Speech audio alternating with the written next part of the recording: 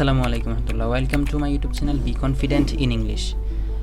আজকে আমরা আলোচনা করবো আমরা আসলে কেন 12-13 বছর ইংরেজি পড়েও আমরা আসলে ইংলিশটা ভালো করে শিখতে পারি না। এর কারণ একটাই, আমরা আসলে ইংলিশটাকে একটা সাবজেক্ট হিসেবে ধরি, কিন্তু আমাদেরকে মনে রাখতে হবে English is not only a subject, it also a language. So language হিসেবে আমাদেরকে এটা আসলে তৃপ্তি সহকারে ইংরেজি থেকে বাংলায় বুঝে বুঝে পড়তে হবে। আমরা যদি একাডেমিক ইংলিশের কথা চিন্তা করি, ইংলিশ ফার্স্ট পেপারটা আমরা যদি যেই প্যাসেজগুলো আছে, সিনগুলো আছে, আনসিনগুলো আছে, এগুলো যদি আমরা ইংরেজি থেকে তৃপ্তি সহকারে বাংলায় বুঝে বুঝে পড়ি, তাহলে কিন্তু আমাদের আলটিমেটলি আমাদের ইংলিশটা শেখা হবে। কিন্তু আমরা করি না। আমরা শুধু পরীক্ষার আগে সিন থেকে যে মাল্টিপল চয়েস কোয়েশ্চেনগুলো আছে, টিক চিহ্ন, এগুলো শুধু আমরা মুখস্থ করে ফেলি। এরপর শর্ট কোয়েশ্চেনগুলো আছে, এগুলো আমরা মুখস্থ করে ফেলি। এরপরে রিয়ারেঞ্জ, রাইটিং পার্টের মধ্যে যেগুলো আছে, প্যারাগ্রাফ রচনা, এগুলো আমরা শুধু মুখস্থ করে পরীক্ষায় লিখে দিই, যার কারণে আসলে আমাদের ইংলিশে দক্ষতাটা আসে না। এবং আমরা সেকেন্ড পেপারের ক্ষেত্রেও একই ভুল করি। সেকেন্ড পেপারটাও আমরা শুধু সূত্রের মতো 1 থেকে 200 আমরা শুধু রুল মুখস্থ করে ফেলি। রুল মুখস্থ করে এটা আমরা প্রয়োগ করে ফেলি, যেমন এটা প্লাস এটা প্লাস এটা, তারপর এটা প্লাস এটা আমরা বসাই দিলাম। তার মধ্যে কিন্তু আসলে আমাদের ইংলিশ গ্রামারটা আসলে পড়া হয় না। আমরা বাস্তব জীবনে এটাকে ইমপ্লিমেন্ট করতে পারি না। এই জন্য আমরা যদি এটাকে বাস্তব জীবনে ইমপ্লিমেন্ট করতে চাই, আমাদেরকে আসলে বুঝে বুঝে পড়া উচিত। হ্যাঁ, ইংলিশটা আমাদেরকে কীভাবে আমরা রিয়েল লাইফে ইমপ্লিমেন্ট করতে পারবো, এভাবে আসলে আমাদেরকে পড়া উচিত। সো চলেন আমরা স্ক্রিনে চলে যাই, কীভাবে পড়লে আমরা প্রপারলি ইংলিশ ফার্স্ট পেপার এবং সেকেন্ড পেপারে দক্ষ হতে পারবো। Let's see. সো প্রথম লেসনটার নাম হচ্ছে going to a new school, একটি নতুন স্কুলে যাওয়া। এখানে এই যে গো এর সাথে আইএনজি হয়েছে, মূলত শব্দটা হচ্ছে কি গো। গো মানে হচ্ছে কি যাও। যদি এখানে যেত go to a new school, একটি নতুন স্কুলে যাও, এটা আদেশ হয়ে যেত।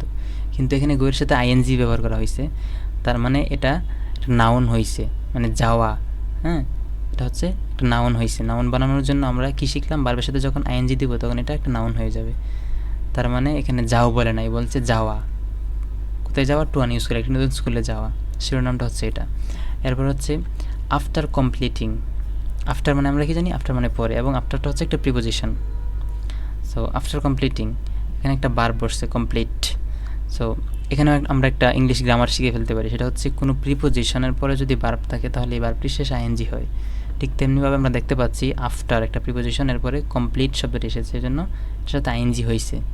আফটার কমপ্লিটিং দ্য লেসন, অর্থাৎ এই লেসনটি, এই পার্টটি আমরা শেষ করার পরে স্টুডেন্টসরা, এই পার্টটি শেষ করার পরে স্টুডেন্টস, শিক্ষার্থীরা উইল বি এইবল, অর্থাৎ সক্ষম হবে। কী করতে সক্ষম হবে? টু রিড, পড়তে। এখানে আমরা একটা গ্রামার শিখতে পারি, সেটা হচ্ছে টু এর পরে সবসময় ভার্বের এক বসে, টুটা প্রিপোজিশন। হ্যাঁ, কিন্তু টু এর পরে কী বসবে? ভার্বের ওয়ান বসবে। এখানে আমরা শিখছি হচ্ছে যে কোনো প্রিপোজিশনের পরে ভার্বের শেষে আইএনজি হবে, আর শুধুমাত্র টু এর পরে যখন কোনো ভার্ব থাকবে তখন এই ভার্বটা ভার্বের 1 নাম্বার হবে।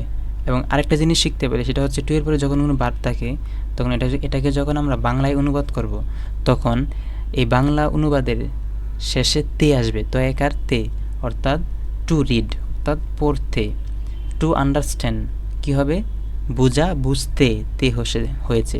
এরপরে টু টক, টক মানে কথা বলা, তো টু টক হচ্ছে কি কথা বলতে। এরপরে আরেকটা হচ্ছে কি টু রাইট, অর্থাৎ রাইটার তো লিখা, টু রাইটার তো কী হবে? লিখতে। আমরা এটাও শিখে গেলাম।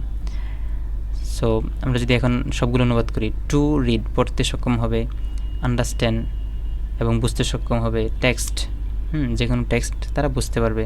এরপরে টু টক কথা বলতে পারবে, কী বিষয়ে কথা বলতে পারে? অ্যাবাউট, সম্পর্কে। অ্যাবাউট অর্থ কি? সম্পর্কে। পিপল, মানুষ সম্পর্কে কথা বলতে সক্ষম হবে। প্লেসেস, বিভিন্ন জায়গা সম্পর্কে কথা বলতে সক্ষম হবে। অ্যান্ড এবং ফ্যামিলিয়ার অবজেক্টস, পরিচিত বিভিন্ন বস্তু, আমাদের আশেপাশে অনেক পরিচিত বস্তু আছে, সেগুলোকে আমরা ইংলিশে ইন্ট্রোডিউস করতে পারবে, শিক্ষার্থীরা পারবে। ইন শর্ট, হ্যাঁ, অ্যান্ড সিম্পল সেন্টেন্সেস, ছোটো এবং সাধারণ বাক্যে তারা এগুলাকে কী করতে পারবে? এগুলো সম্পর্কে বলতে সক্ষম হবে। এবং আর কি পারবে? টু রাইট, এবং লিখতেও পারবে। শর্ট প্যারাগ্রাফস এবং ছোটো প্যারাগ্রাফ তারা লিখতে পারবে। আরেকটু যদি পড়ি, যেমন আমরা দেখতে পাচ্ছি তারুণ, তারুণ হ্যাজ মুভড, তারুণ হয়েছে, কী হয়েছে? তারুণ হচ্ছে স্থানান্তরিত হয়েছে টু নিউ সিটি, একটি নতুন শহরে, উইথ হিজ প্যারেন্টস, তার পিতা মাতার সাথে। হ্যাঁ, এখানে আমরা শিখতে পারি হ্যাজ মুভড মানে হচ্ছে কি স্থানান্তরিত হয়েছে, মানে কাজটা মাত্র সমাপ্ত হয়েছে, তারা মাত্র নতুন শহরে গিয়েছে। হ্যাঁ, তারা মাত্র নতুন শহরে এসেছে। হ্যাঁ, কাজটা সমাপ্ত হয়েছে, এটা হচ্ছে ফার্স্ট পারফেক্ট টেন্স। আমরা এতটুকু শুধু মনে রাখতে পারি। এরপরে হচ্ছে হি ইজ গোয়িং, সে যাচ্ছে। হি ইজ গোয়িং, সে যাচ্ছে, continuous tense. To a new স্কুলে, সে একটি নতুন স্কুলে যাচ্ছে। His new teacher has given him, তার নতুন শিক্ষক হ্যাজ গিভেন, দিয়েছে। হ্যাঁ, হ্যাজ গিভেন অর্থ কী হবে? দিয়েছে। অর্থাৎ ফার্স্ট পারফেক্ট টেন্স যখন হ্যাজ থাকে, ভার্বের 3 নাম্বার হয়, তখন এই ভার্বের যে বাংলা অর্থটা, এই বাংলা অর্থটা হবে হচ্ছে কাজটা সমাপ্ত হওয়ার, এরকম অর্থ হবে। তো হ্যাজ গিভেন, দিয়েছে, হিম তাকে দ্য ফলোয়িং ফর্ম, নিচের ফর্মটি। ফলোয়িং অর্থ নিচের, ফর্ম মানে হচ্ছে এই ফর্মটি, বুঝলি, নিচের ফর্মটি দিয়েছে আর কি। কী করতে দিয়েছে? To fill out. Fill out মানে হচ্ছে পূর্ণ করা। হ্যাঁ, এই ফর্মটি এদিকে খালি আছে, এই জন্য খালিটা পূর্ণ করার কথা বলছে। ফিল আউট মানে হচ্ছে কি? পূর্ণ করা। আমরা আবার দেখতে পাচ্ছি টু এর কারণে ভার্বের 1 নাম্বার হয়েছে। ফিল মানে পূর্ণ করা। হ্যাঁ, ফিলের আগে যদি টু আসছে, এই জন্য কী হইব? ভার্বের 1 নাম্বার হবে। আর অর্থ কী হবে? পূর্ণ করতে। হ্যাঁ, বাংলা অনুবাদের শেষে তে আসবে। এবং হিজ টিচার, তার শিক্ষক, ওয়ান্স চায়, তার শিক্ষক কি চায়? কি চায়? টু নো, জানতে। আবার এই যে টু প্লাস ভার্ব পেয়েছি আমরা, অর্থ হবে কি? জানতে। মোর, মোর মানে একটু বেশি আর কি। অ্যাবাউট হিম, তার সম্পর্কে আরও কিছু জানতে চাই বলা যায়। জানতে চায়, তার টিচার তার সম্পর্কে আরও কিছু জানতে চায়। এবার বলছে কি? রিড দ্য ফর্ম, ফর্মটি পড়ো। হ্যাঁ, এরপরে সি, দেখো, এগুলো সব কিন্তু আদেশ করতেছে। রিড, পড়ো। সি, দেখো, কি দেখতে বলছে?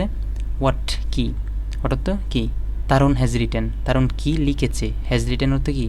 লিখেছে। আমরা বলছিলাম হ্যাজের পরে বা যখন ভার্বের 3 হবে, তখন এর অর্থ হবে হচ্ছে যে কাজটা সমাপ্ত হয়েছে, এরকম। যেমন তারুণ লিখেছে, মাত্র লিখছে আর কি। অ্যাবাউট হিমসেলফ, তার সম্পর্কে কী লিখেছে।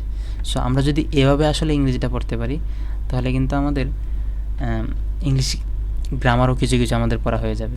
তো এই বইটা যদি আমরা এভাবে পুরোটা বই শেষ করি, এভাবে পরে যদি পুরোটা বই শেষ করি, তাহলে আমাদের ভোকাবুলারি স্ট্রং হবে। আমি যখন যে গ্রামারটা বলবো, এখানে আমরা একটা গ্রামার পুরো বইয়ের মধ্যে হয়তো 20-25 বার পাবো। যখন আমরা এভাবে পাবো, প্রত্যেকবার বলার পরে শুনে শুনে কিন্তু আমাদের এটা মুখস্থ হয়ে যাবে। সো আমরা এভাবে আমরা পড়তে পারি।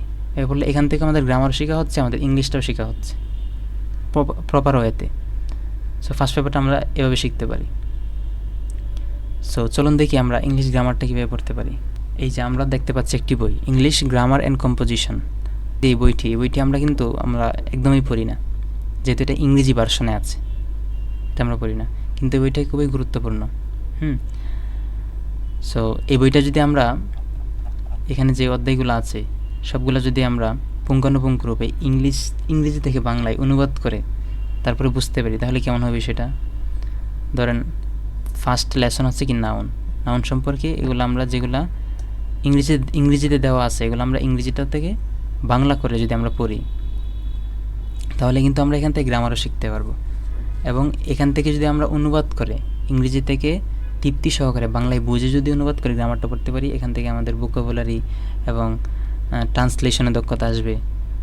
হ্যাঁ, নতুন শব্দ আমরা শিখতে পারবো এবং আমাদের গ্রামারটাও শেখা হবে। রিয়েল লাইফে আমাদের কাজে লাগিয়ে যদি শিখতে পারি, তাহলে আসলে আমাদের প্রপার ওয়েতে শেখাটা হবে। এভাবে যদি আপনারা ইংরেজি শিখতে চান, একাডেমিক ইংলিশের ক্লাস 6, 7, 8, 9, 10 এগুলোর ফার্স্ট পেপার এবং সেকেন্ড পেপার, হ্যাঁ, প্রত্যেকটা টেক্সট বুকের মধ্যে যেভাবে আছে, ইংলিশ থেকে বাংলা একদম তৃপ্তি সহকারে বুঝতে চান, তাহলে আমাদের চ্যানেল সাথেই থাকুন এবং আমার চ্যানেলটি সাবস্ক্রাইব করতে পারেন। সো দেখা হবে পরবর্তী ভিডিওতে ইনশাআল্লাহ। আসসালামু আলাইকুম ওয়া রাহমাতুল্লাহ।